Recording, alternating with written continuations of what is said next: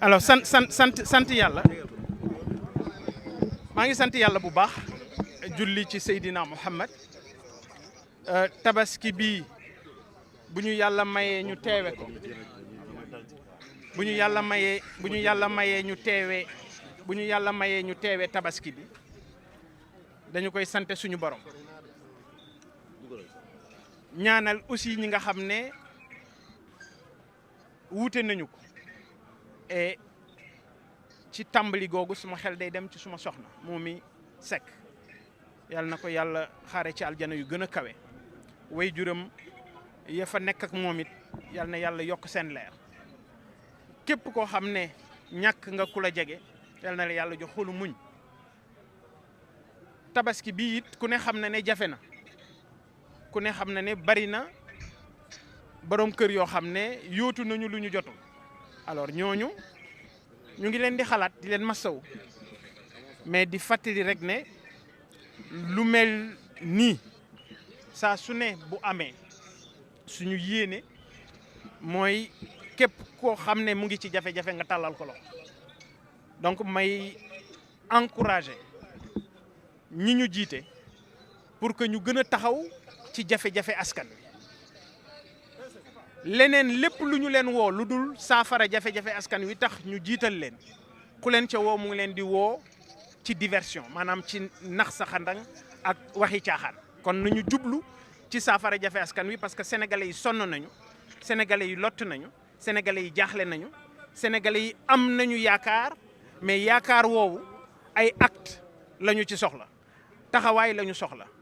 ay acte yu wóor lañu soxla pour mun a dalal xelu nit ñi parce que dañuy wax nag cin bu naree neex su baxee xeeñ am na ci lu bari loo xam ne am na ci dëkk bi jàpp naa ne man am na mesure yoo xam ne mëneesoon na koo jël mënees na koo dérouler nee naa la sànq maa ngi bàyyi xel marchand ambulant yi ku ne xam na ne dañuy daan seen doole dong maa ngi bàyyi xel cag-cag yi ku ne xam na ne seen bopp la ñu góorgóorlul ba amal xëy seen bopp maa ngi bàyyi xel ñi nga xam ne dañuy liggéey nekk ci bërëb di xaar salaire te mënuñu cee jot ñooñu dañoo jara bàyyi xel am na ci presse bi comme yéen am na ñoo xam ne it nekkuñu ci presse bi comme waa FERA waa Sotrac yi xeex boobaak léegi pour jot seen xaalis ñooñu aussi jar nañu bàyyi leen xel et maa ngi leen di bàyyi xel di wax rek ne lépp loo xam ne wax nañ ko fi suñu borom yàlla nañu dimbali rek ba mu doon luy defar parce que loolu rek lañ ci jublu li nga xam ne aussi seen benn naatango posé na ma ko léegi question ci wàllu wàññite dund gi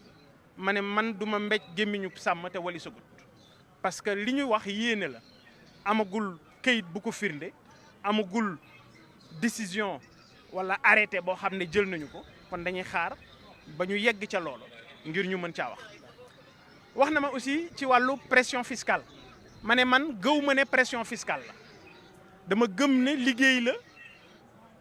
bu état di def ngir mun a def dara ci poosu état parce que état nag noonu lay doxee état day dox ci impôt di dox ci ay taxes et cetera donc waxi dëgg gi mooy képp ku yoreel xaalis fisc muy impôt da nga war a fay maintenant nañu koy présenter nañu koy waxe askan wi foofu la naafeq gi nekk foofu la njublang gi nekk foofu la waaba jiiba gi nekk c'est important man Bougane dama def 20 at ci wàllu business man kenn musuma dégg coow ak impôt bu ñu waxantee dëgg ci benn société ngay dégg boo xam ne man teguma fa sama tànk aw ma fa litre essence mooy D-Média te D-Média googu daaw jéeg ngeen dégg ñuy wax waxi fisc ak waxi nangam xëy na bu ñu amee jataay bu yaatu danaa dugg ba ci biir parce que yëf bi sëb gi la ko bënn ma nga ca biir danaa ci dellu si incha allahu rabbi mais li ma bëgg rek ñu xam ko mooy man Bougane pendant 20 ans kenn mënu ma wax ne je suis un délinquant fiscal dama ne pendant 20 ans sama benn société amul problème mu fisc ànduma woon ak Ablaye Wade ànduma ak Macky Sall te ñooñu yaakaar naa ne su ma àndoon ak ñoom wala ma am problème ci wàllu impôt danañ ko utiliser jëfandikoo ko sama kaw donte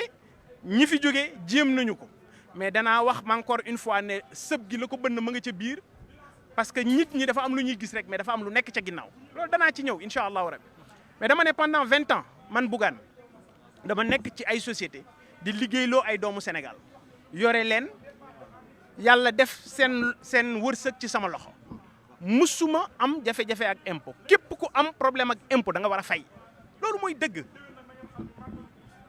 gi mooy képp ku am problème ak impôt da nga war a fay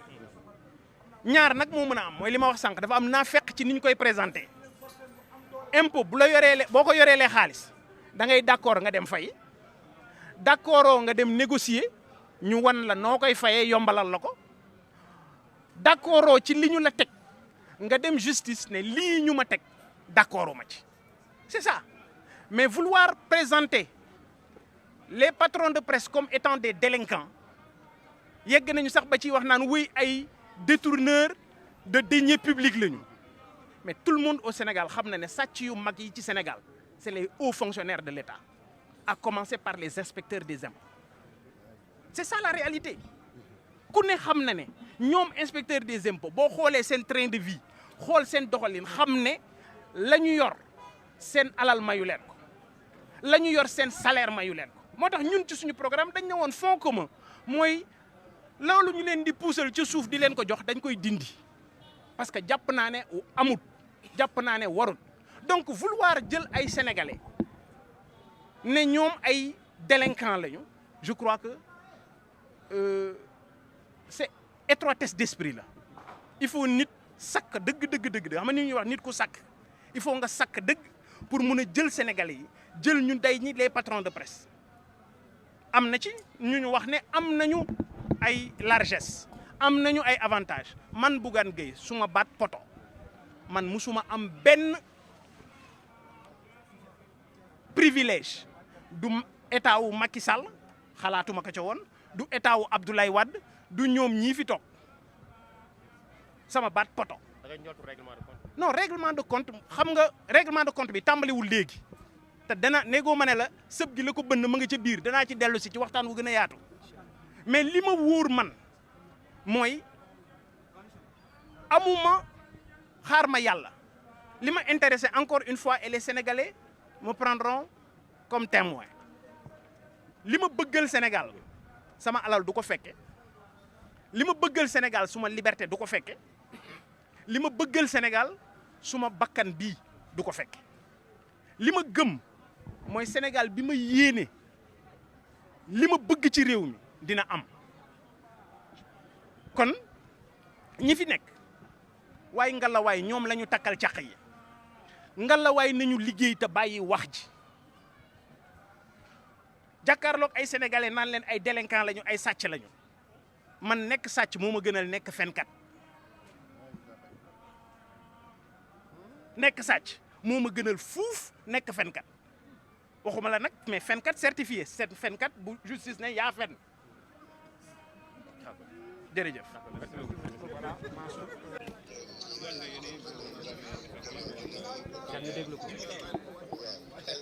Alors, quel est le message? Écoutez, d'abord, rendre grâce à Dieu. Nous avons passé la fête de Tabaski. C'est un moment de recueillement. C'est important, surtout en cette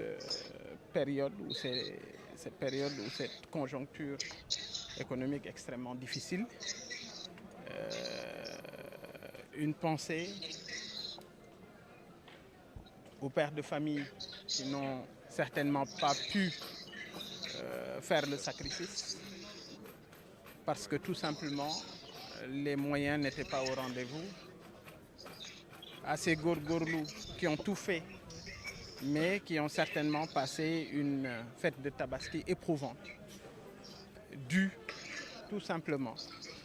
à une conjoncture économique extrêmement difficile. C'est également le moment pour penser à ces vaillants Sénégalais, tous ces travailleurs. Je pense aux marchands ambulants avec ce lot de difficultés qu'ils rencontrent depuis un bon moment. Je pense aux débrouillards tchak-tchak qui également font un travail extraordinaire.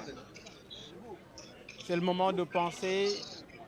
à tous ces travailleurs qui, depuis un bon bout de temps, n'ont pas reçu leur salaire. Aussi, dans votre corporation, notre corporation, dans la presse, mais également ces travailleurs du fonds d'entretien routier, FERA. Je pense également aux anciens travailleurs, aux ex-travailleurs de la Sotrac. Bref, à tous ces Sénégalais qui rencontrent beaucoup de difficultés en ce moment. Je prie le bon Dieu pour que ces problèmes soient résolus le plus rapidement possible. Je prie également pour que les difficultés que traverse le Sénégal soient résolues le plus rapidement possible à travers des dirigeants éclairés qui pourront à coup sûr juguler les conséquences de cette conjoncture économique. Dire que nous attendons avec impatience la relance économique qui aujourd'hui devient un impératif. Donc, force est de reconnaître que notre pays est dans une phase extrêmement délicate de construction, de cohésion nationale. Il faudrait beaucoup plus d'attention, mais surtout de compréhension, mais surtout de rigueur dans la gestion des affaires publiques. J'invite les autorités actuelles à se concentrer davantage dans la résolution des difficultés pour lesquelles elles ont été élues. Toute autre activité serait véritablement de la diversion. Prions pour qu'Allah soutienne le Sénégal. Vive le Sénégal. Vive les Sénégalais.